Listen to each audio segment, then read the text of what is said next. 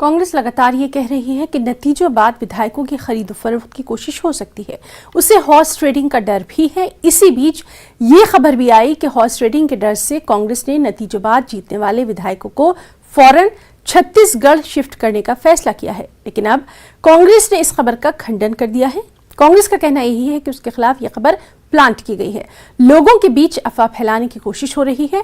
कांग्रेस का दावा है कि वो 2/3 बहुमत से सरकार बनाएगी और उसे अपने विधायकों को कहीं शिफ्ट करने की जरूरत नहीं पड़ेगी क्योंकि सब एकजुट हैं।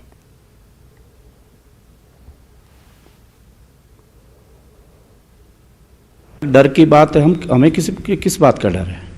क्योंकि जब हिमाचल में 78% पोलिंग हुई और हिमाचल में कर्मचारी नाराज़, युवा नाराज़ और जो पेंशनर वो नाराज़ सरकार से चल रहे थे, तो उस दृष्टि से मैं समझता हूँ हमें तो इस चीज़ की आवश्यकता नहीं पड़ेगी, क्योंकि जिस प्रकार से हिमाचल प्रदेश में वोट पोल हुआ है उस दृष्टि से लगता है कि हिमाचल प्रदेश में 2/3 बहुमत से जो है हमारी सरकार बनने वाली है, तो इसलिए हमें कोई इस चीज़ का डर नहीं है।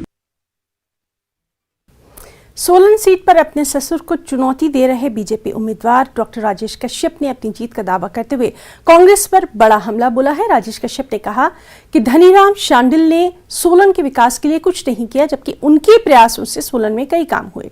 कांग्रेस पर हमला बोलते हुए कश्यप ने कहा कि कांग्रेस झूठ बोलकर सत्ता हथियाने में माहिर है, लेकिन इस बार झूठ नहीं चलेगा।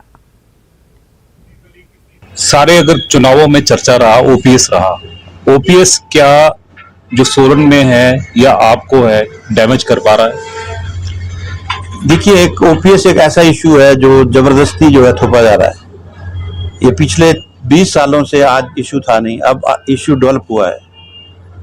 तो मैं समझता हूँ एक ऐसा इशू जिसको सक्सेसिव गवर्नमेंट ने जो है अपहेल्ड किया है, जो डिसीजन पहले गवर्नमेंट ने ले लिया 2003 में, आज 20 वर्षों के बाद जो है उसको फिर कहा जा रहा है कि आप पेंशन के ऊपर डिस्कस करें।